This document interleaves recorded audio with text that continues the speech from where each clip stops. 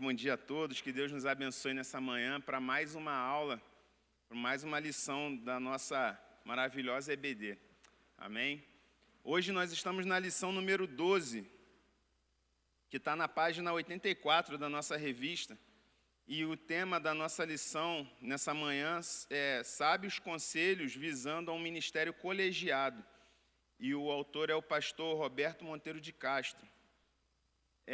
E antes de nós partirmos para a lição propriamente dita, eu quero reforçar, os irmãos já sabem muito bem, mas eu quero reforçar que você tem liberdade a qualquer momento de interromper, perguntar alguma coisa, acrescentar alguma coisa na nossa aula, que é sempre bem-vindo, é sempre bom, é sempre uma bênção para a gente compartilharmos, tirarmos dúvida. Às vezes a dúvida que pode parecer simples para você, não vou perguntar não, porque isso é bobo, não.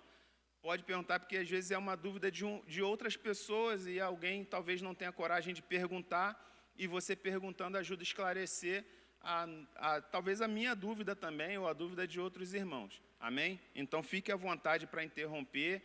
A gente, na medida do possível, vai dando as oportunidades, vai parando, vai passando a palavra para os irmãos, e a gente vai tocando a nossa aula dessa forma. Amém? Estamos combinados? Não fique com vergonha, não fique na dúvida, não leve a dúvida para casa. E por mais boba que possa parecer, é melhor você, por um momento, por alguns minutos ou alguns segundos, parecer que aquela dúvida é pequena, é boba, do que levar uma vida inteira de dúvida para casa. Amém? Sábios conselhos visando a um ministério colegiado. Nosso texto bíblico inspirativo é esse que já foi lido pela irmã Mariana Laim, aqui na abertura, que se encontra em Êxodo 13, 24. Então, obviamente, nós não vamos lê-lo de novo, mas esse texto ele tem algumas coisas que eu gostaria de comentar sobre ele, que ele fala do dia em que Jetro, sogro de Moisés, ele leva a esposa de Moisés e seus filhos para encontrar Moisés no deserto, e ele observa aquela movimentação ali no arraial de Israel, Moisés sentado, e aquela fila quilométrica para resolver as demandas do povo. E ele observa e fala assim, olha, isso que você está fazendo não é bom, você e esse povo vão ficar esgotados, você e esse povo vão ficar acabados aí e não vai resolver a vida de ninguém. E ele dá alguns conselhos para Moisés para resolver aquele problema ali. E a gente vai tratar sobre isso ao longo da lição. Então, o nosso texto bíblico inspirativo é esse, e nós vamos pular essa parte. Nosso texto áureo se encontra em Êxodo 18, 6. É um pouquinho antes do nosso texto bíblico inspirativo que nós lemos aqui. Eu quero convidar os irmãos, ao tempo 3, nós recitarmos juntos. 1, 2, 3. E Jetro mandou dizer-lhe, eu, seu sogro Jetro, estou indo encontrá-lo, e comigo vão sua mulher e seus 2 filhos. Êxodo 18, 6. Amém. Os nossos objetivos dessa lição nessa manhã. Primeiro, conhecer a contribuição psicoespiritual de Jetro, sogro de Moisés, que num momento crucial agiu como sábio conselheiro. E eu achei interessante o autor colocar a contribuição psicoespiritual, que foi justamente isso. Ajudou Moisés na área psicológica, porque quando a gente está sobrecarregado, o nosso psicológico ele fica destruído, e na parte espiritual também. Uma pessoa sobrecarregada, ela não tem condições de adorar a Deus como gostaria ou como deveria, não tem como viver a sua vida cristã, a sua vida espiritual na dimensão, na amplitude que Deus gostaria, porque ela está sobrecarregada. Muitas vezes as pessoas esfriam na fé por causa de sobrecarga de trabalho. Então aquilo ali foi importantíssimo na vida de Moisés naquele momento, esse conselho do seu sogro Jetro. Perceber que o ministro de Deus precisa dividir tarefas, confiar em pessoas, cuidar da família e também da saúde. Aqui o autor coloca o ministro de Deus, mas esses conselhos servem para todos nós, em todas as áreas da nossa vida, no campo profissional. o ministro de Deus aqui ele coloca, não necessariamente precisa ser o ministro de Deus, quem tem função na igreja, lidera ministério, ou só ajuda na igreja em algum ministério, todos esses conselhos servem para a gente. Até porque toda a Bíblia, ela serve de conselho para a nossa vida, então, esse não seria algo específico para quem tem ministério, para quem é pastor, para quem é líder, não, é para todos nós. Praticar. E isso aqui, no praticar, irmãos, sempre quando os irmãos estudarem a lição, entendam que os 2 primeiros pontos do objetivo são coisas que a gente tem que perceber e estudar ali dentro daquela lição. E esse terceiro ponto do objetivo, praticar, é aquilo que eu tenho que assimilar ao final da aula e aquilo que eu levo para a minha vida. Ao final da lição, o que fica daquilo e o que eu tenho que praticar no meu dia a dia? Saindo das portas da igreja, na segunda-feira, durante a semana, é o quê? Deus tem um plano ministerial aos seus obreiros. Deus tem um plano ministerial para cada um de nós aqui. Contudo, ninguém é insubstituível. Isso é uma realidade. Ninguém é insubstituível. Alguém pode dizer, mas depois de Mozart ninguém fez ou depois de Beethoven ninguém fez sinfonia igual a ele. Beleza, mas deixou de ter pianista depois que Beethoven e Mozart morreu? Não, continua tendo pianista. Se melhor ou se pior, aí é questão de escolha, de gosto, enfim. Mas o fato é que ninguém é substituível. Então a gente tem que ter essa noção de que Deus tem um plano ministerial para nós, mas que nós não somos a última bolacha do pacote. Devemos fazer nosso melhor para Deus e sempre preparando pessoas capazes de seguirem sem nós. Temos que dar o nosso melhor em tudo que nós fizermos. A palavra de Deus diz que tudo que vier à sua mão, faça com o melhor das suas forças, faça como se você estivesse fazendo tudo para Deus, e de fato estamos fazendo para Deus. Mesmo no nosso trabalho secular, nós estamos fazendo para Deus, porque lá nós refletimos a luz de Cristo para o mundo, mas sabendo que, se a minha lâmpada apagar de hoje para amanhã, vão chorar, vão ficar tristes e tudo mais, só que vai ter que ter alguém no meu lugar depois. Então parece que tem gente que faz as coisas achando que é só ela, só no meu trabalho. E tem gente no trabalho que, para não perder a vaga do trabalho, ela justamente cria uma dependência todo o entorno, para que, se ela não estiver ali, nada funcionar, para que o patrão não a mande embora. É verdade ou mentira? Tem gente que, quando tira férias, fica ali e tal, porque se voltar... Não, gente. Se Deus que abriu aquela porta ali, se foi Ele que te colocou, só Ele tira. Não precisa se preocupar com isso. Assim em todas as áreas da nossa vida.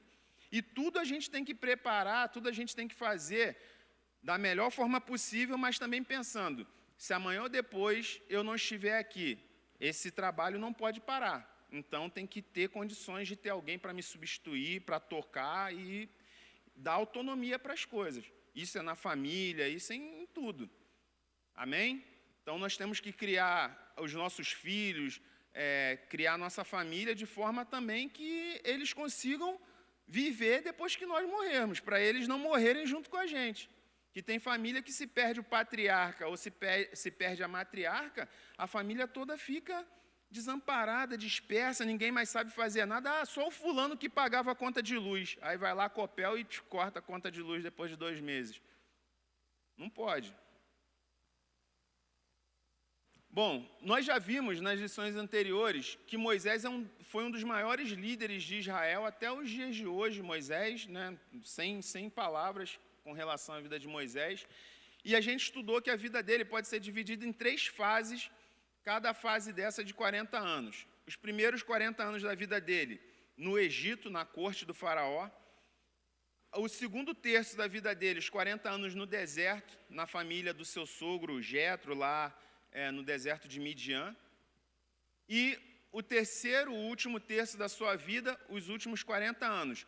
Parte no Egito, livrando o povo, e parte no deserto, conduzindo o povo até a entrada da terra prometida.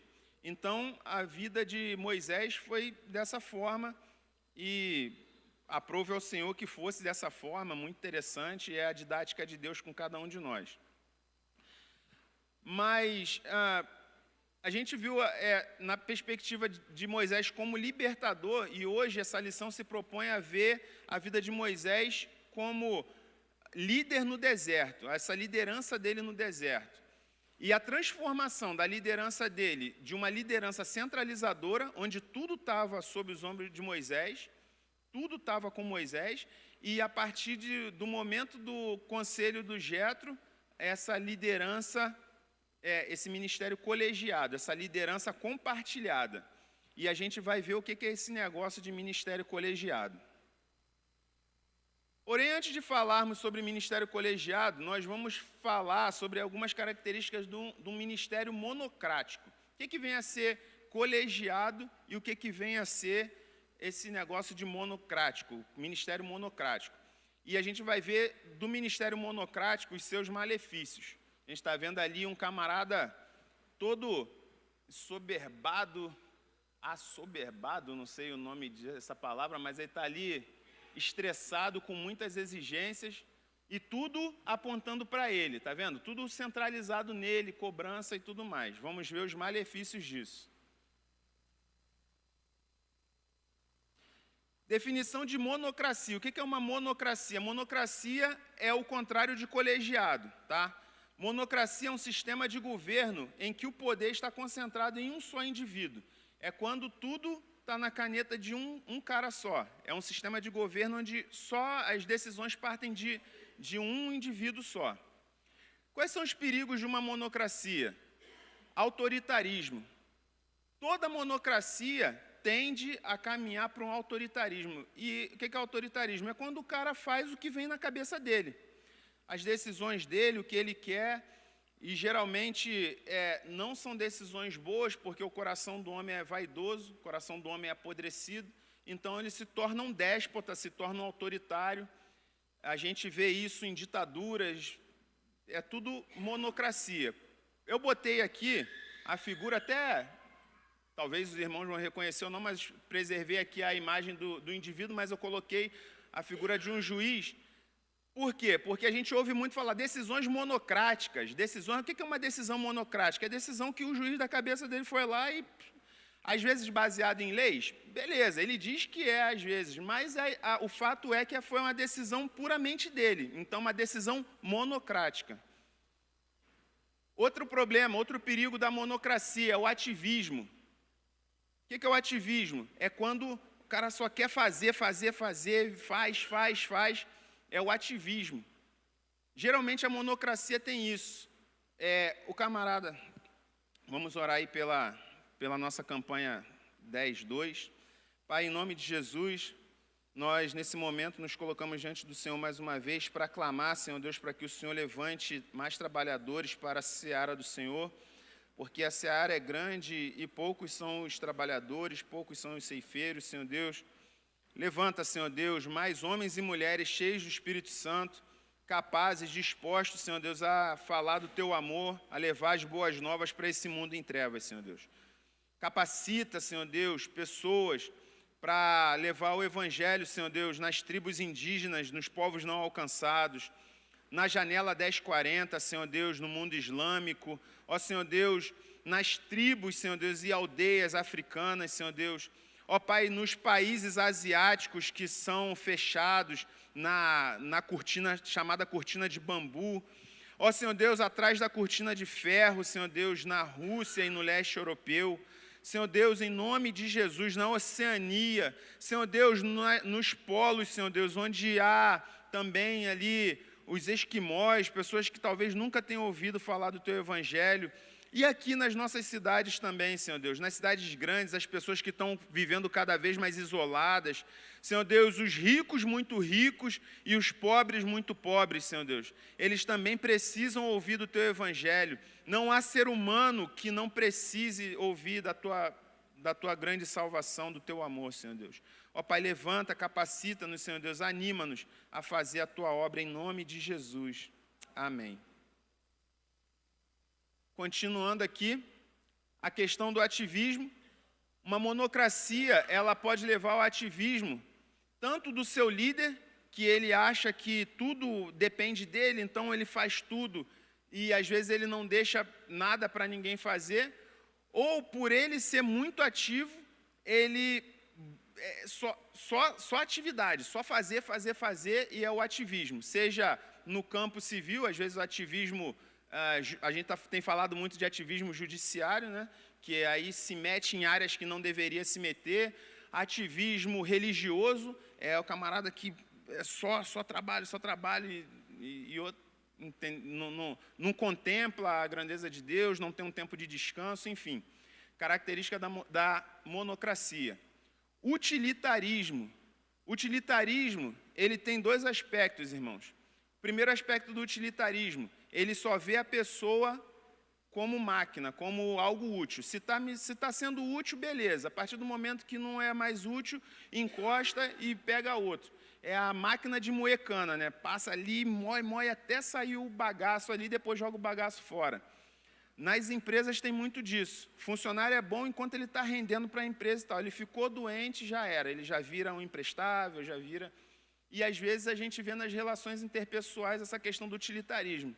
O cara é muito seu amigo enquanto ele concorda contigo, enquanto ele te ajuda em alguma coisa, enquanto ele presta.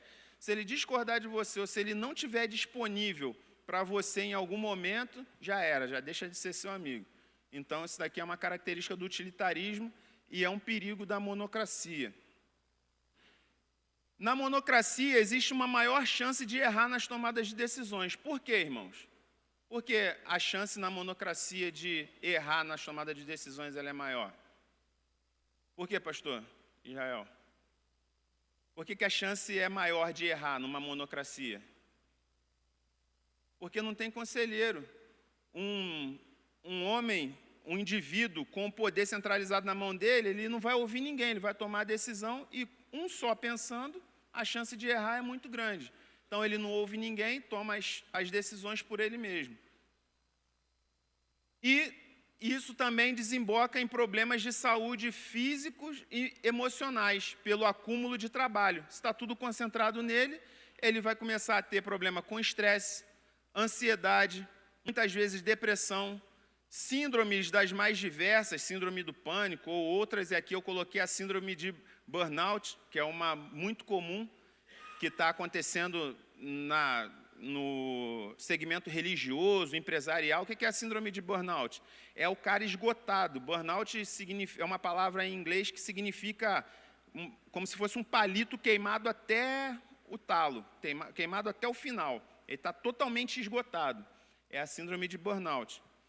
Insônia, doenças psicossomáticas, a gente já estudou aqui na EBD ano passado, retrasado, sobre doenças psicossomáticas e outras. Todos esses são perigos de uma monocracia, um modelo de gestão que estava sendo implementado por Moisés até a vinda do seu sogro Jetro. Ele estava vivendo era uma teocracia, porque era Deus que estava comandando o povo, mas era tudo concentrado em Moisés, e isso não é bom. No contexto eclesiástico, ou seja, no contexto de igreja, isso tem afligido as vidas de muitos pastores e líderes em geral. Muitos pastores, bispos, líderes de departamentos têm sofrido Brasil e mundo afora com esses problemas da monocracia, do excesso de trabalho.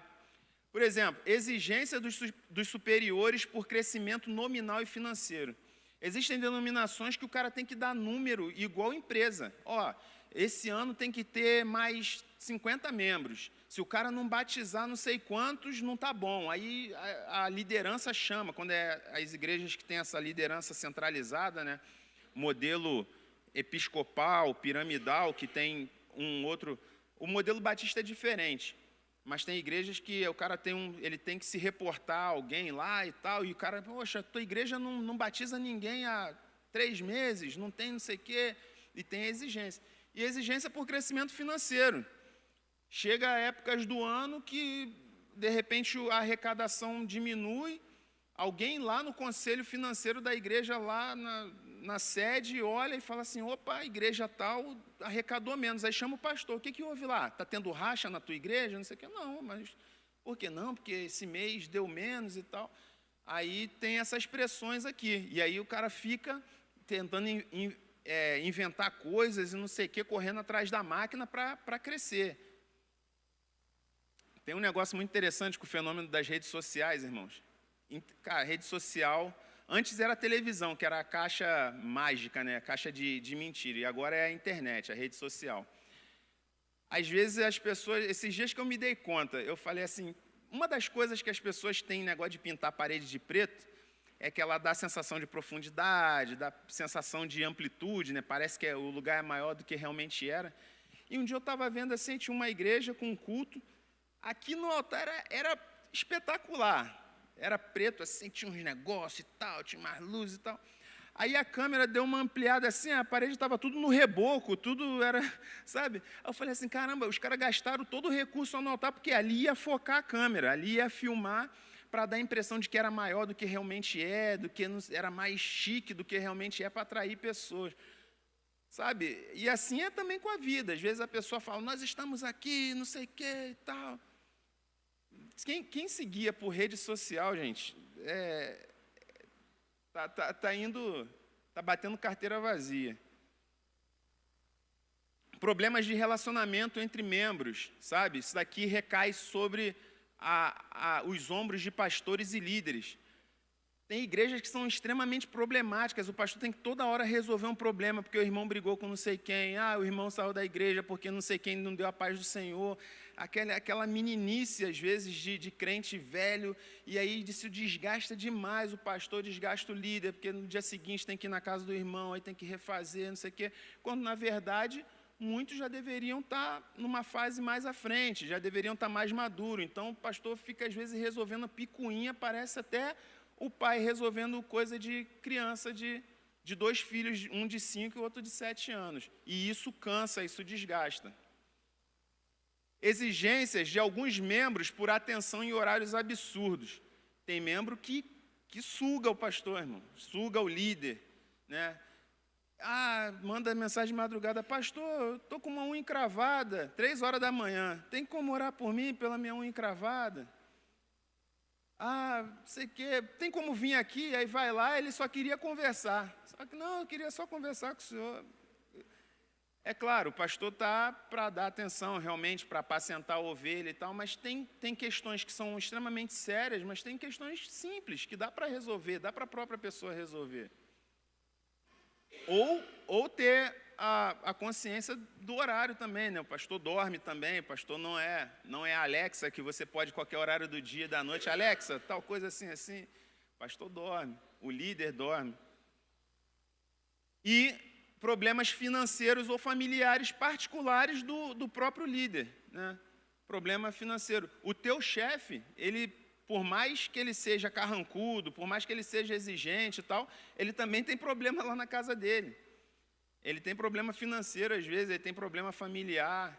O líder religioso, o pastor, o líder de departamento também tem problema.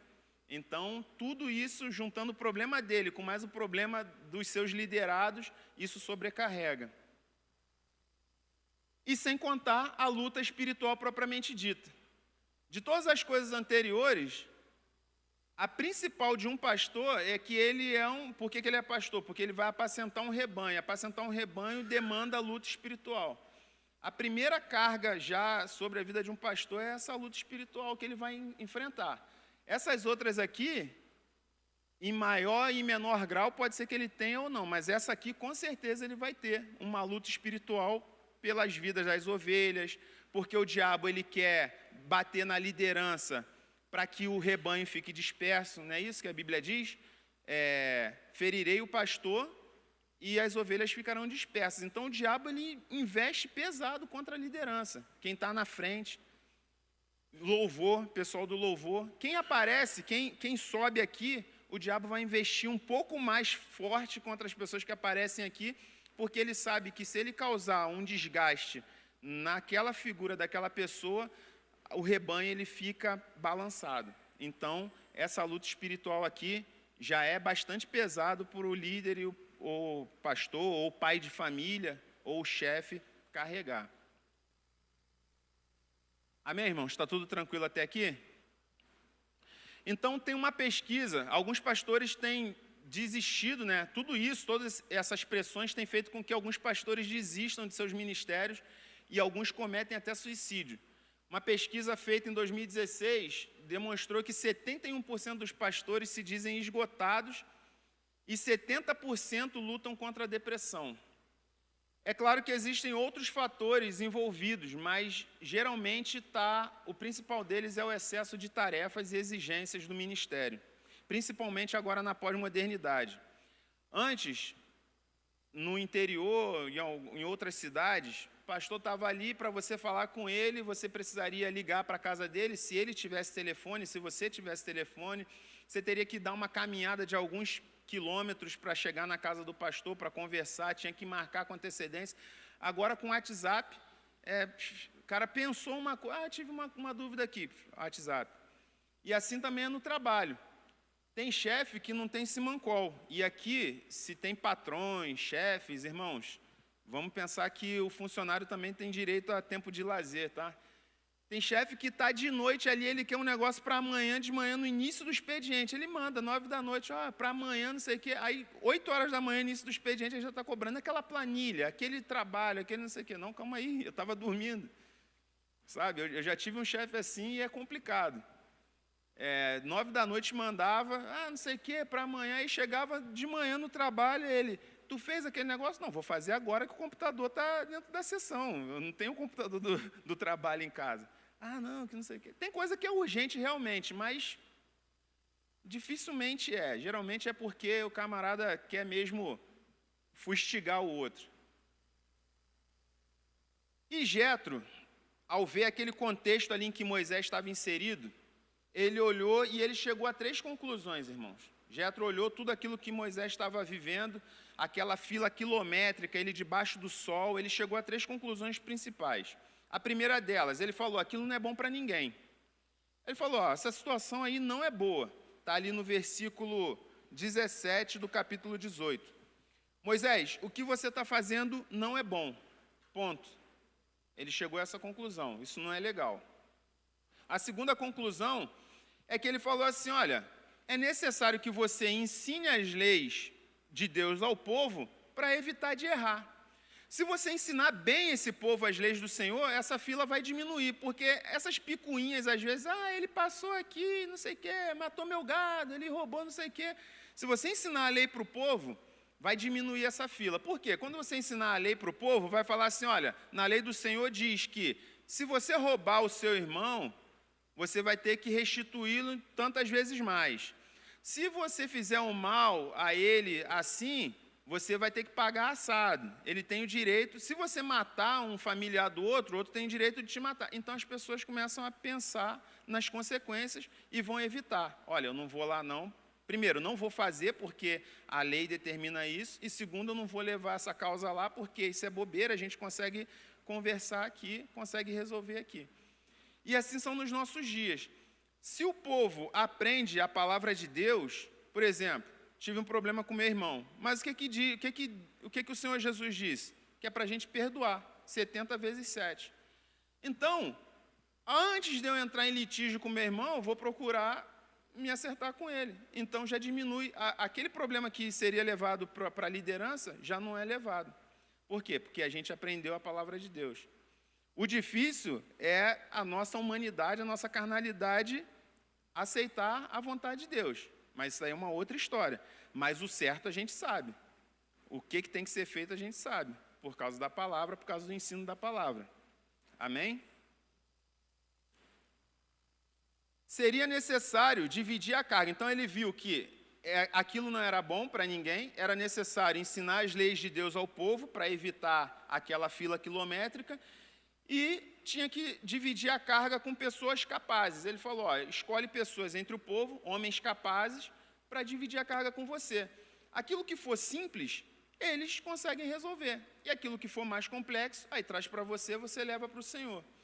E um detalhe importante do que o Jetro falou, ele deu um conselho, mas ele falou no versículo 23 assim, se você assim fizer, e se Deus ordenar, você será capaz de suportar as dificuldades. Ou seja, não fica só no meu conselho não, Jetro. Se Deus confirmar, se Deus falar contigo, aí você segue o meu conselho e e bota isso em prática. Isso que é muito interessante no conselho de Jetro. Ele deu um conselho dele daquilo que ele estava vendo, mas falou assim, a última palavra é do Senhor.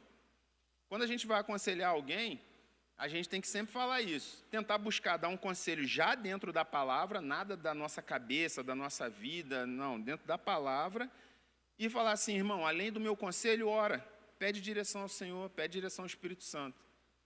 Porque aí sim, aí Deus confirmando, aí a gente pode seguir tranquilo que aquilo ali é a vontade de Deus. Amém? A senhora vai falar alguma coisa? Não? Achei que a senhora ia... Posso ir à frente, irmãos? Está tranquilo até então? Os irmãos entenderam a questão da monocracia, a questão... Aqui a gente vai começar a falar do ministério colegiado, que é isso, é chamar pessoas capazes para ajudar a carregar as cargas. O conselho de Jetro se mostrou sábio e eficaz. Versículos 24 ao 26 diz que Moisés ouviu o conselho, colocou tudo em prática e assim ele tocou o seu trabalho. E a gente vê com isso que ter companheiros de ministério, companheiros de trabalho, companheiro para dividir a carga, é tão importante que o próprio Senhor Jesus ele instituiu 12 apóstolos, 12 discípulos para estarem com ele o tempo todo. O tempo todo, aqueles homens acordavam, dormiam, faziam as refeições, tudo com Jesus. Ele, teoricamente não, de fato e de verdade, ele não precisaria daqueles caras. Ele não precisaria dos apóstolos. Se ele quisesse, ele fazia a obra dele sozinho. Mas ele estava nos ensinando alguns princípios, né? Instituindo aqueles 12 apóstolos, Jesus estava instituindo princípios para a nossa vida, de dividir as coisas, de ter companheiros de caminhada, que a gente precisa de pessoas, a gente precisa de relacionamento. O ser humano é um ser relacional. Deus nos fez para termos relacionamento. Deus não nos fez para sermos um ermitão do deserto, sozinho. Não, fomos feitos para ter relacionamento com pessoas. Relacionamento com pessoas. Porque, às vezes, também a gente só quer se cercar de bicho, ou só quer se cercar de livro, ou só quer se cercar de internet. Não, é relacionamento interpessoal, ser humano, de carne. É claro, com a natureza também, com os animais também, mas relacionamento principalmente com pessoas. Quando ele viu Adão sozinho lá no paraíso, ele falou, não é bom que o homem viva só. Isso não é bom. Aí fez para ele a mulher, e aí eles se relacionaram entre eles e com Deus. Amém? E é importante o companheirismo não só para carregar as cargas, porque senão a gente vai ser aquele utilitarismo, lembra? A pessoa só me é útil porque ela está me ajudando a carregar a carga. Não. A importância de ter companheiros de trabalho, companheiros na vida, companheiros de caminhada, é para nós passarmos para a próxima geração também o conhecimento, para que não morra conosco apenas o conhecimento. Imagina imagina o Santos Dumont, que inventou o avião, e aí, se ele não tivesse passado o conhecimento para ninguém, algum outro cara, ao longo do tempo, talvez tivesse desenvolvido, tivesse criado o avião, mas ia ter muito mais trabalho. Então, nós somos fruto, nós somos resultado de trabalho de pessoas que foram passando. A palavra de Deus, ela foi passando de pessoa para pessoa. O ensino da palavra foi passando de pessoa para pessoa e chegou até nós. E nós temos a responsabilidade de passar para as próximas gerações. E como isso é feito? Somente com relacionamento. Somente andando, caminhando junto, ensinando aos nossos filhos, aos amigos dos nossos filhos, aos nossos irmãos, aos nossos vizinhos. Às vezes não necessariamente precisa ser uma pessoa mais jovem, pode ser uma pessoa até mais velha que a gente, mas que é mais nova na fé. Pode ou não pode? Às vezes alguém que tem, 30 anos, ele pode discipular um senhor de 50, sem problema nenhum. Sim ou não? Ou os irmãos se sentem milindrados por aprender com alguém mais jovem? Acho que não tem problema nenhum nisso, né? Ou o mais jovem, principalmente, aprender com quem tem mais experiência. Porque na troca, às vezes você está ensinando a palavra de Deus, mas ele tem experiência de vida para te ensinar. Ele tem experiência profissional para te ensinar. Então, isso é uma troca, né? Todos nós temos que ter um discipulador e um discípulo. Aqui, não sei se dá para ver, aqui é o filme do Karate Kid, né, que o Sr. Miyagi e o Daniel San, novinho aqui, ainda garoto, filme ali da década de 80, 90, e aqui ele ensinando, ele já adulto, ensinando para um jovem, passando a mesma técnica que ele aprendeu lá de pintar o muro lá, a cerca, passando para um outro garoto aqui. Então, todos nós temos que ter um discipulador e um discípulo, passar o conhecimento. E aí o autor pergunta, temos conseguido lidar, por meio da ajuda do Espírito Santo e do corpo de Cristo, que é a igreja, com as pressões da vida e do ministério, inclusive procedentes de lideranças, tanto seculares como espirituais? Como que nós temos lidado com as pressões do dia a dia? Isso é um desafio. A geração anterior à nossa tinha outros tipos de desafio.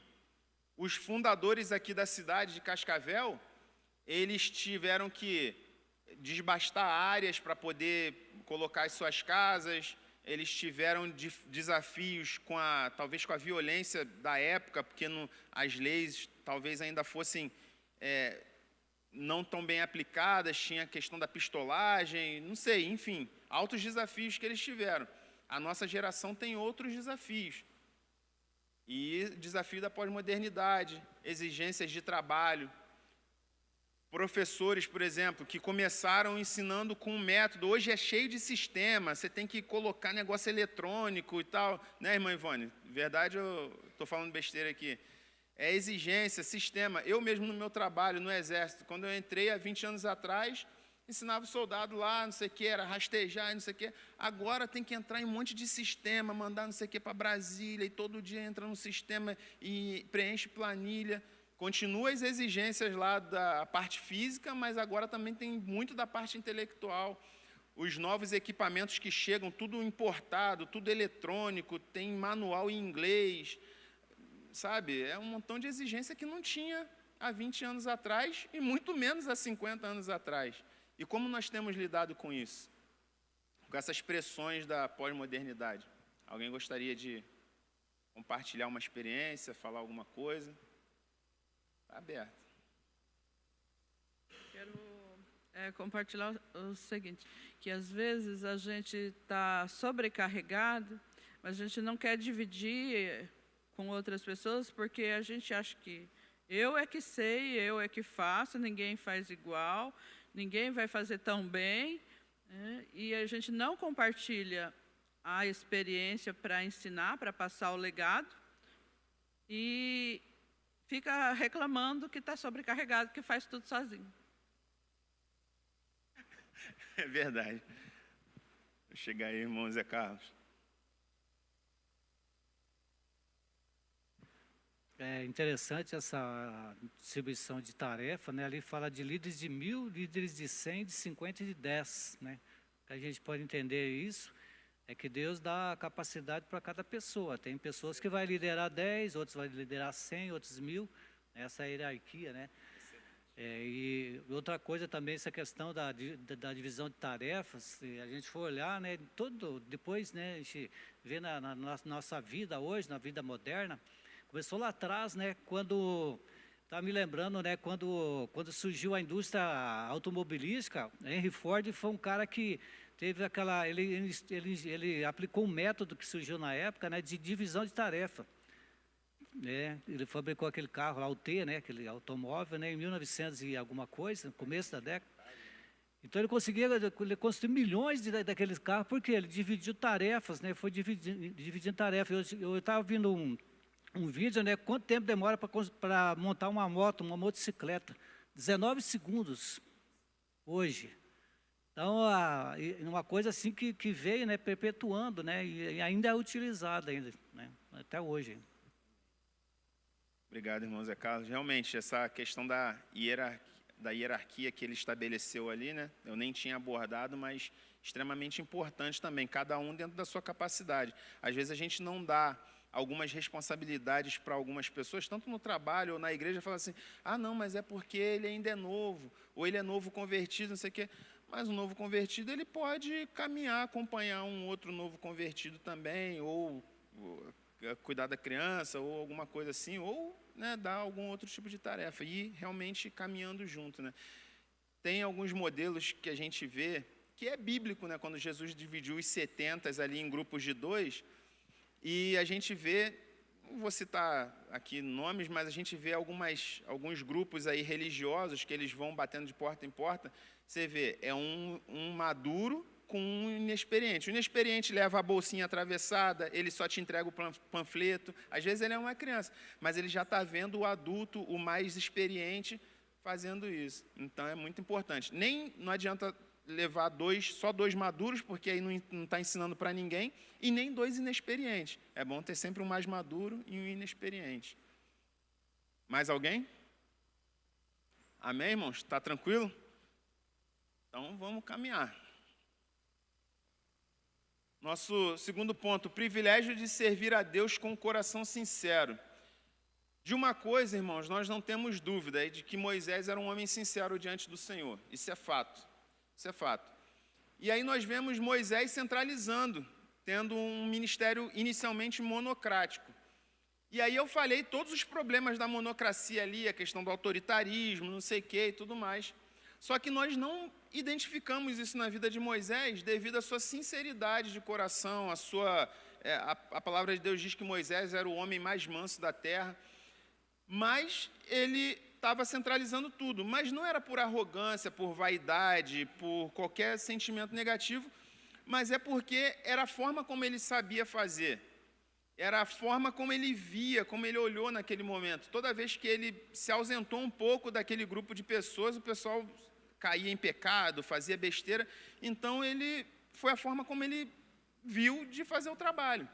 Mas aí veio o seu sogro e deu um conselho. Falou assim, olha Moisés, eu sei que você é um cara sincero diante do Senhor, estou conjecturando, tá, irmãos? Sei que você é um cara sincero, mas tem gente aí que dá para te ajudar. Faz o seguinte, escolha homens que tenham as mesmas características que a sua. Homens capazes, ou seja, não vai dar o trabalho para um cara, constrói aqui esse púlpito de madeira, o cara não sabe nada de marcenaria, não, tem que ter uma capacidade para fazer aquilo. Ainda que ele não seja expert, mas ele tem que ter um mínimo conhecimento. Então, escolha homens capazes, tementes a Deus, assim como você, Moisés, é temente a Deus, escolha homens tementes a Deus. E homens honestos, né, que abominem a avareza, homens que que ele diz aqui, inimigos de ganho desonesto, ou seja, homens que não têm o seu coração no dinheiro, nos bens materiais. Então, escolha homens com essa característica. E aí, o autor da lição, ele cita um livro, modelo de discípulo, alguma coisa assim, uma igreja com discípulos, não me lembro o nome do livro, que é desse autor aí, Glenn MacDonald. E esse Glenn MacDonald, ele destaca 6 características fundamentais para um discípulo. Primeira delas, um coração somente para Cristo. Se nós tivermos que olhar pessoas para discipular ou quisermos implementar um caráter de servo, um caráter de seguidor de Cristo numa pessoa, a gente tem que destacar essas características. Um coração somente para Cristo. Uma mente transformada pela palavra. Não adianta a pessoa achar que ela vai ser discípula, ela vai ser servo do Senhor se ela tem os seus próprios conceitos, os seus valores, não. A mente dela tem que ser transformada pela palavra. A verdade para ela tem que ser a verdade que está na palavra. Não, tem a Bíblia, mas também no livro tal também tem a verdade, ela relativiza a verdade. Não serve. Tem que ser alguém que tenha a sua mente transformada pela palavra. Braços de amor, né, pessoas dispostas a realmente ajudar o próximo, com acolhimento. Joelhos para oração, crente que não gosta de orar, crente que não ora nunca, é complicado. Uma voz para falar boas novas, alguém disposto a evangelizar os outros, a levar a mensagem do evangelho a outras pessoas. E um espírito de servidão e mordomia. Servidão, os irmãos já sabem, de servo. E mordomia? Mordomia é ficar em casa dormindo até meio-dia? Não é esse tipo de mordomia, irmãos. Mordomia é alguém que sabe que, por mais que ele tenha bens, nada daquilo é dele, mas é do Senhor. Ele só é um mordomo, ele é só um administrador das coisas de Deus. A pessoa que tem um espírito de mordomia, que entende a mordomia cristã, ela não tem dificuldade, por exemplo, de dar o dízimo. Porque ela não fala, estou dando 10% do meu dinheiro para Deus ou para a igreja, não sei. Não, ela fala assim, Deus está me dando o privilégio de ficar com 90% dos bens dele, que o total é dele, tudo é dele. Então, se eu estou ficando com 90%, é privilégio, é bênção de Deus. E aí, será que temos essas 6 características em nós? Será que temos buscado desenvolver? Pode ser que em alguma delas a gente seja mais fraco. Pode ser que, sei lá, eu tenho dificuldade para orar. Seja bem-vindo ao clube. Acho que todo mundo tem um pouco de dificuldade para orar. Mas isso se desenvolve. Eu tenho dificuldade de falar das boas novas para as pessoas. Eu sou tímido. Amém. Já que a dificuldade é aqui, então ora, que aí Deus vai capacitar aqui. Eu ainda não consigo ser fiel em tudo, dízimo e tal. Então ora, e pelo amor, né, em Cristo, e pela palavra, e pela obra de Deus, Ele vai te capacitar a ser liberal com as coisas do Senhor. E por aí vai, irmãos. Naquilo que a gente é fraco, a gente pede a Deus que Ele nos fortaleça para nós desenvolvermos essas características. Amém? Na sua opinião, o que significa servir a Deus com o coração sincero? Irmão Ibanô. O senhor gosta de me colocar em apuro. Na opinião do senhor, o que é servir a Deus com o coração sincero? É ser fiel naquilo que se faz para Ele. Isso aí. Suponho que seja assim, ser sincero mesmo. Cleverson. Bom, seria servir a Deus com o coração sincero. Seria você crer que a tua vida pertence a Cristo e que você não está fazendo nada mais do que se colocar à disposição para viver por Ele, para Ele, fazendo a vontade dEle, né? Então, seria essa sinceridade. Amém, irmãos? Todos concordam com o que os irmãos colocaram aqui? Servir a Deus com o coração sincero? É realmente não ter reservas para com Deus, né? É realmente querer fazer a vontade de Deus com sinceridade, reconhecendo os erros, colocando diante de Deus, Senhor, ainda sou falho nessa área, ainda tenho dificuldade nisso. Senhor, eu reconheço que eu não tenho sido um filho que o Senhor gostaria que eu fosse, mas me ajuda nisso. Isso é servir a Deus com o coração sincero. Estar apto a receber críticas, principalmente da liderança. Muitas vezes até perguntar, olha, eu fiz isso, mas eu estou fazendo da maneira correta, é assim e tal. É se submeter à autoridade. Tem gente que não se submete. Tem gente que é insubmisso de natureza. Até vem para a igreja, mas não, eu estou indo lá, mas não. O fulano não é meu líder, não. Fulano não é meu pastor, não. Isso é servir a Deus com o coração sincero. Bons conselhos, vida facilitada. Eu pergunto aos irmãos, conselho é bom, irmãos? Sim ou não? É bom? Sempre é bom? Deu polarização aqui, hein? Mais ou menos, né? Depende do conselheiro. Depende do conselho. O autor ele coloca que bons conselhos, né? E a Bíblia, ela fala bastante de aconselhamento. Vou pedir para os irmãos abrirem aí, aleatoriamente, quem quiser. Eu destaquei 4 textos em Provérbios. Por favor, um irmão ou uma irmã, abra em Provérbios 11, 14, outro 13, 10, 15, 22 e 20, 18, por gentileza. Vou pedir para o Tiago alcançar o microfone, para quem abrir primeiro aí, o pastor Israel já abriu ali. Pode ler para a gente, por gentileza, pastor. Fala qual é o capítulo e o versículo e o texto. Provérbios 11 e 14. Não havendo sábia direção, o povo cai, mas na multidão dos conselheiros há segurança. Amém. Próximo aí, quem abriu, quem achou, a graça. Provérbios 13, 10. O orgulho só traz brigas. É mais sábio pedir conselhos. Amém. Próximo aí, quem encontrou? Provérbios 15, 22.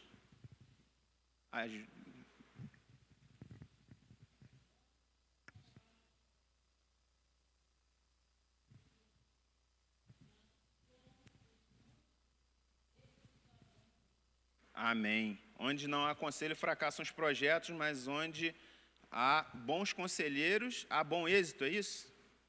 Amém. Próximo, Provérbios 20, 18. A irmã Ivone ali. Cada pensamento com conselho confirma, e com os conselhos prudentes faz a guerra. Amém. Então, irmãos, um conselho, como diz o autor, bons conselhos, vida facilitada. Ele tem que ser bom, porque tem conselho que é ruim, sim ou não? Mas é importante, a gente vai ter, a Bíblia mesmo recomenda que tenha muitos conselhos para que nós tenhamos várias opiniões acerca do mesmo assunto, quando há dificuldade em tomar decisão. Eu gosto muito do modelo do Conselho de Segurança de Israel. Eles têm os anciãos, essa palavra é difícil, anciãos. Eles têm ali os conselheiros e quando eles têm que entrar em alguma guerra, tomar alguma direção militar, eles consultam seu conselho de segurança. No Brasil também tem conselho de segurança, mas é diferente. Aí lá em Israel eles consultam. E necessariamente alguém tem que dar uma opinião contrária. Ainda que todos de repente concordem, mas alguém tem que ver um ponto, porque se ninguém vê uma possibilidade, existe uma possibilidade de falha aqui, eles não vão perceber aquela possibilidade de falha e a estratégia militar deles está arriscado se perder por causa disso. Quem só gosta de ser elogiado, quem só gosta de ser admirado, quem só gosta de receber o concorde, tem que tomar cuidado porque a queda é iminente.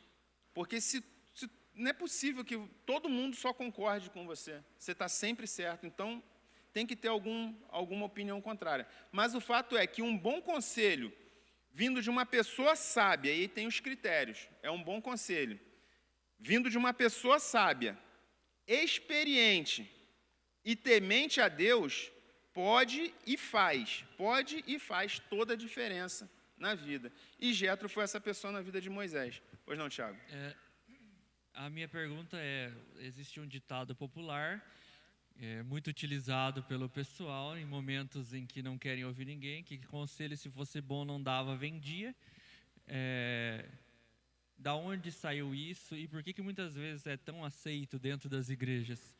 Então, conselho se fosse bom não se dava, vendia. Aí um coach escutou e falou, boa ideia, vou vender conselho agora. Aí criou a profissão de coach. Conselho é bom. Se vende, então vou vender conselho agora. Aí, é porque às vezes, irmão, às vezes a pessoa, não sei, cada caso é um caso, né? Mas, por exemplo, você falou, por que isso é tão comum nas igrejas, de não ouvir conselho dos outros, né? Depende muito. Tem pessoas que ela recebeu uma direção clara de Deus, ela tem certeza, ela orou, ela buscou na palavra, ela tem certeza. E aí vem alguém e traz alguma coisa diferente. Entre o que uma pessoa fala e o que Deus fala, a gente fica com o que Deus falou. Se a direção de Deus foi clara. Se não foi clara, qual que é a atitude? Continuar buscando ao Senhor até que a direção dele seja clara, né? Mas você acolhe o conselho, você ouve, alguém trouxe, irmão, não sei o que, assim, assim, assim. Amém, irmão, obrigado pelo conselho. Se Deus falar, confirmar, porque Jesus morreu na cruz para rasgar o véu, para que nós tivéssemos acesso direto ao Pai. Deus falou contigo? Vou orar para que Deus também fale comigo. A gente é filho do mesmo Pai, não foi isso que a gente fez aqui de manhã? Então, amém. Mas, dependendo, às vezes você não pensou nem naquela situação, em nada. E veio alguém e falou assim, olha, irmão, estava orando, Deus falou isso comigo, isso, isso e isso. E você sabe que você não compartilhou com ninguém aquela situação. E você sabe da vida daquela pessoa, a seriedade dela com Deus e tal, é um bom conselho. É alguém que você sabe que tem intimidade com Deus, ninguém sabia daquela história, você sabe, olha, é Deus falando. Por isso que é importante, irmãos, a igreja buscar o dom de discernimento. Às vezes a gente busca o dom de línguas e todo dom é bom. Todo dom que vem de Deus é bom, a gente tem que buscar todos os dons, e o apóstolo Paulo fala sobre isso. Mas um dom importantíssimo é o dom de discernimento, porque a gente evita de cair em vários engodos por aí. Irmã Rosa, a senhora queria...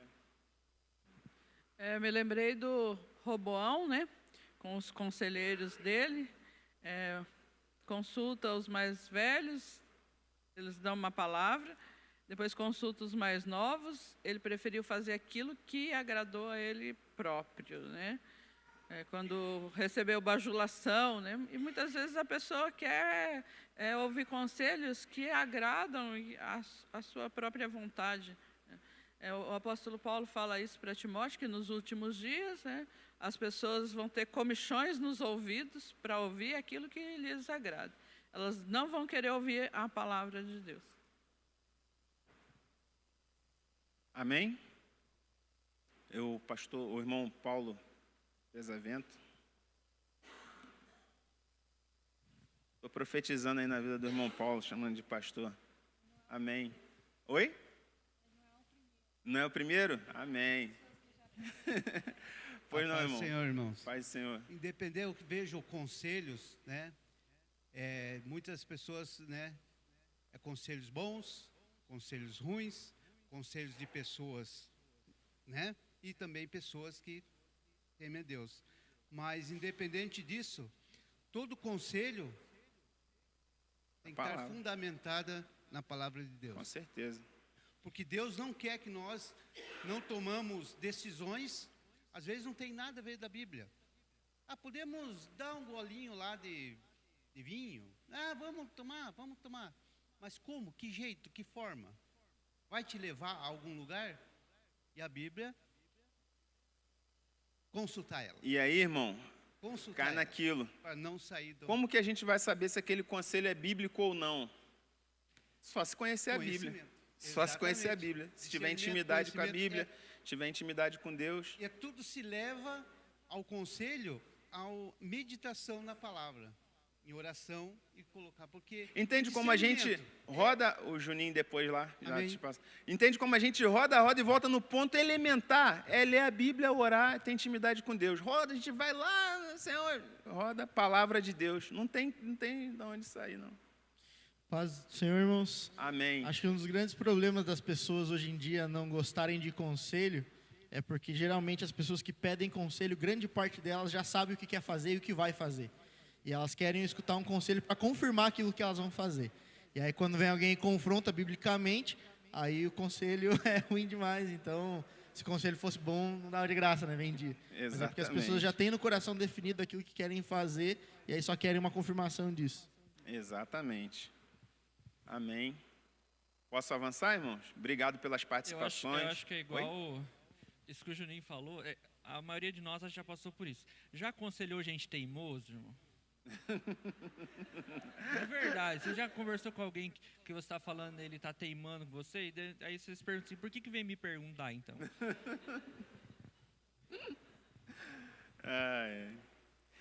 Jetro tinha confiança de Moisés por esses motivos aqui, irmãos. Por que Moisés acatou o conselho de Jetro? O primeiro deles é que Jetro era sacerdote do Senhor.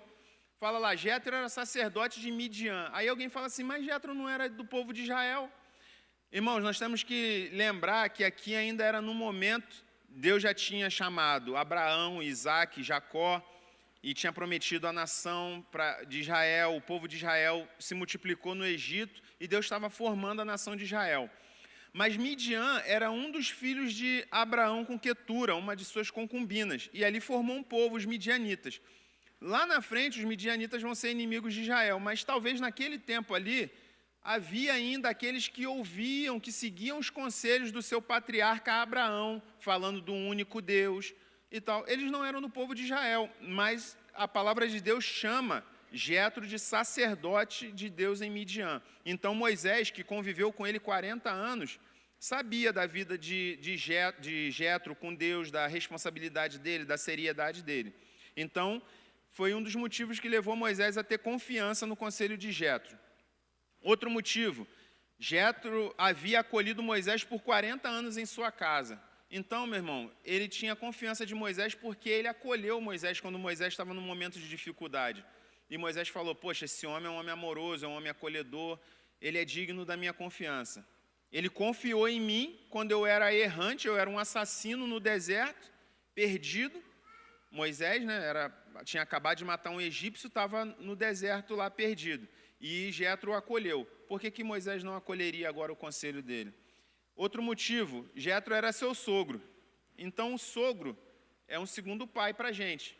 Deveria ser assim em todas as famílias. Eu sei que algumas não são, mas o sogro tem que acolher o genro ou a nora como seu filho e sua filha. Então, tinha esse relacionamento. E isso fica comprovado no versículo 7 do capítulo 18, que quando eles se encontram, mostram que eles tinham uma grande amizade e profundo carinho. Eles se beijam, eles se abraçam, eles perguntam, como é que tá? Como é que vai você e tal? Então, eles tinham uma grande amizade e um carinho mútuo. Por isso, o Jetro tinha a confiança de Moisés. E Jetro soube a hora e o modo certo de aconselhar. Porque o que às vezes acontece, irmãos, a gente pode ter bons conselhos, mas a gente não sabe o modo de aconselhar e não sabe a hora certa de falar. Jetro, ele soube a hora e o modo certo de aconselhar. Por quê? Ele observou a situação para ter conhecimento de causa e propriedade para falar. Às vezes a gente quer aconselhar sem saber nada do pormenor da história, chega na vida da pessoa assim de sola, sai falando, eu acho que você tinha que fazer isso, tinha que fazer aquilo, dando opinião de uma situação que a gente não conhece, não sabe. Jetro, ele teve a coragem moral e a hombridade de falar diretamente com Moisés. Ele viu o problema, ele não foi falar para fulano, para Beltrano, não foi falar para Arão, não foi falar para Miriam, ele falou para Moisés. Se tem que dar um conselho, se tem que confrontar, se tem que falar, ele falou para o Moisés, ele não ficou falando com outras pessoas.